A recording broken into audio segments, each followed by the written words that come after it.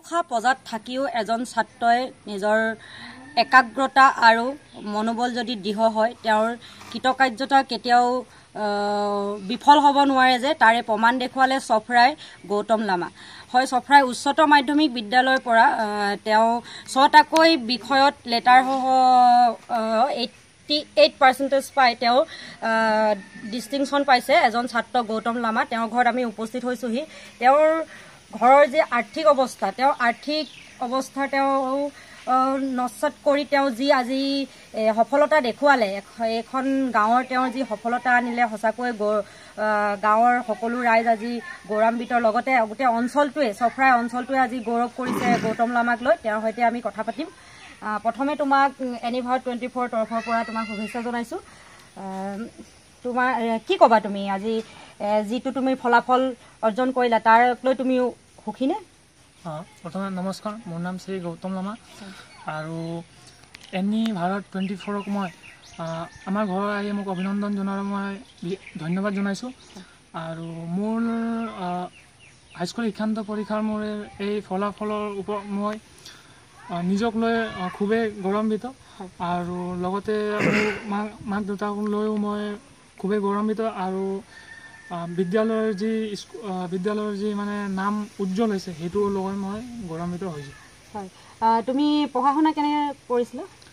পঢ়া শুনা মই প্ৰথমতে মেট্ৰিক যিদিনা হ'ব তাৰ 2 মাহ আগতে মই টাইম টেবুল এটা বনাই লৈছিলোঁ আৰু সেই টাইম টেবুল মতে মই পঢ়া শুনা কৰি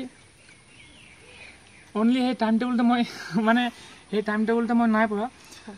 যেতিয়া মেট্ৰিকটো মানে মই যেতিয়া 9টো পাছ কৰিছিলোঁ সেই সময়ৰ পৰাই মই ওচৰৰ ল'ৰা যেতিয়া মোৰ মানে 9ৰ ৰিজাল্টটো নাই দিয়া সেই সময়ৰ পৰা দেউতাৰ মোবাইলৰ পৰা মই কিতাপ মানে 10ৰ কিতাপৰ PDF ডাউনলোড কৰি তেতিয়াৰ পৰা মানে পঢ়িবলৈ ষ্টাৰ্ট কৰিছিলোঁ।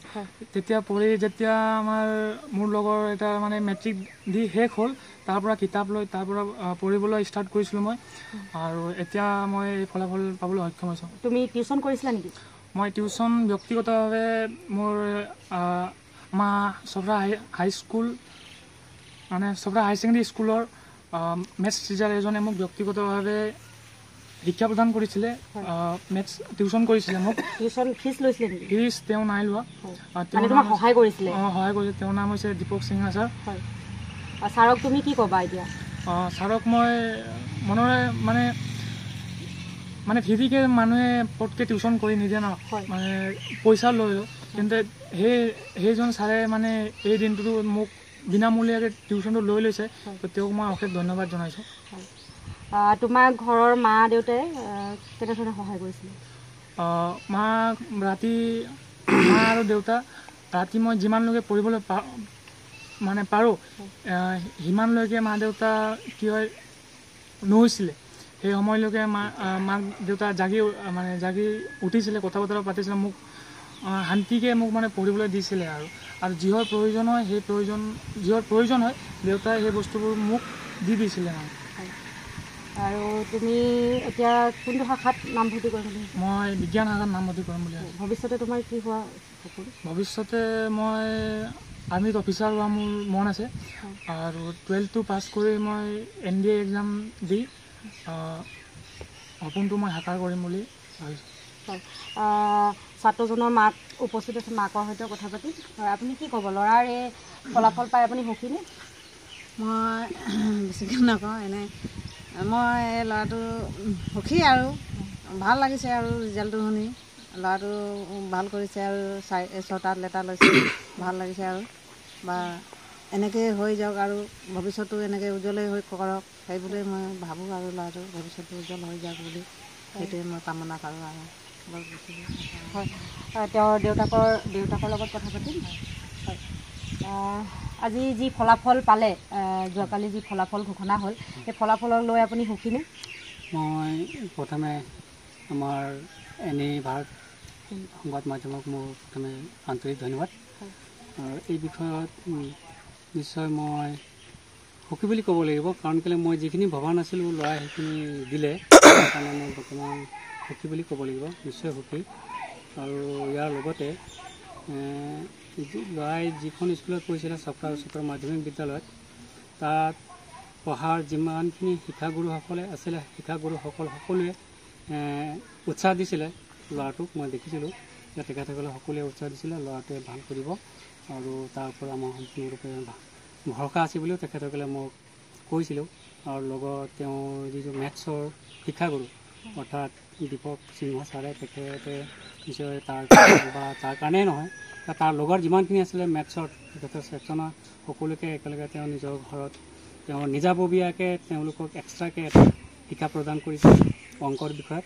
কিন্তু তেখেতে যিখিনি কষ্ট কৰিছিলে তাৰ বিনিময়ত তেখেতে কাৰোৰ পৰা 1 পইচা লোৱা নাছিলে।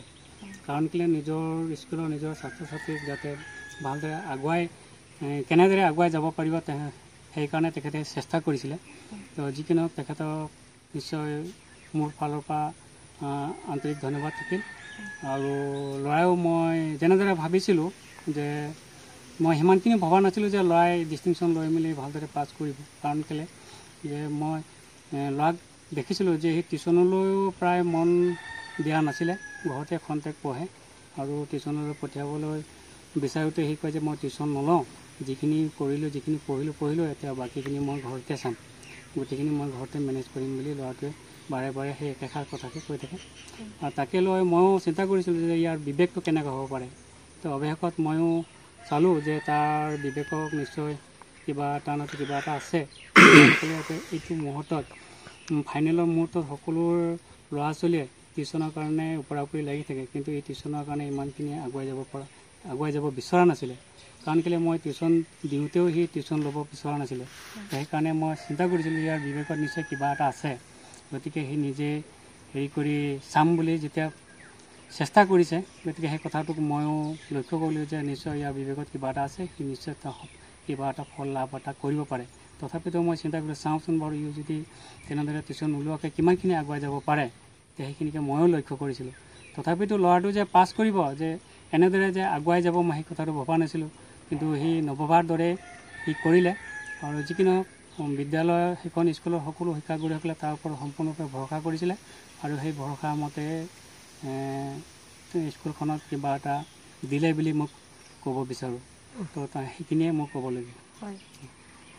এয়া আছিল দৰিদ্ৰতা নস্যাৎ কৰি জুয়ে পুৰা সোণ হৈ জিলিকি উঠিল চফ্ৰা এজন মেধা ছাত্ৰ Gautam Lama.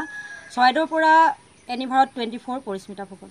Join BSc Nursing and GNM at St. Martha Institute of Nursing, Guwahati under SM Group of Institutions.